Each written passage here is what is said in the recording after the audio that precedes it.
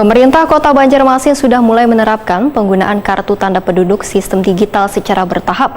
KTP digital merupakan program pemerintah pusat untuk memanfaatkan smartphone yang di dalam aplikasinya terdapat KTP elektronik.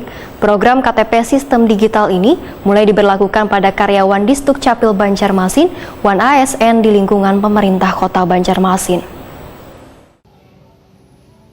Pemerintah Kota Banjarmasin sudah mulai menerapkan penggunaan kartu tanda penduduk atau KTP sistem digital secara bertahap. KTP digital yang merupakan program pemerintah pusat ini adalah untuk memanfaatkan smartphone yang di dalam aplikasinya terdapat KTP elektronik. Pemberlakuan ini sesuai dengan Peraturan Menteri Dalam Negeri Nomor 72 Tahun 2022 tentang standar wan spesifikasi perangkat keras, perangkat lunak, wan belangko kartu tanda penduduk elektronik, serta penyelenggara identitas kependudukan digital. Demikian diperintahkan Kapainas Kependudukan Wan Pencatatan Sipil Banjarmasin, Yusna Irawan, Wahetakuni Prima TV tengah hari Jumat 23 September 2022.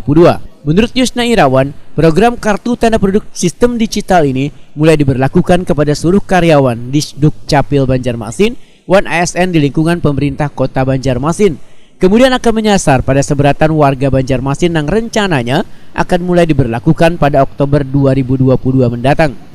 Digital ini sebuah program dari pemerintah pusat yang harus wajib dilaksanakan oleh kabupaten kota ini ada di sekitar seluruh kabupaten kota. Nah, fungsinya sama dengan KTP, tapi dia tidak menghilangkan KTP secara fisik.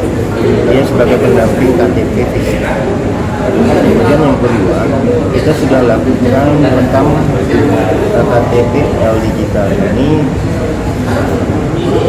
diawali dari seluruh karyawan Disdukcapil itu sudah selesai berjalan. Kemudian langkah kedua, kita melakukan perekaman terhadap seluruh ASN di pemerintah Kota Banjarmasin, dan ini juga sudah selesai, tinggal 14 KPD yang belum kita lakukan perekaman digital. Semua sudah ASN melakukan perekaman digital, dan kemudian yang tahap 3-nya insya Allah itu di bulan Oktober, tanggal masih kita tetapkan, itu nanti ke seluruh masyarakat. Kita masih siapkan sarprasnya di setiap UPT.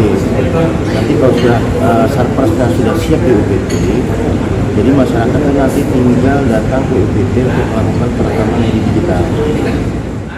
Yusna Irawan menyatakan masih menyiapkan sarana prasarana di masing-masing unit pelaksana teknis dalam rangka memudahkan warga yang akan melakukan perekaman KTP digital.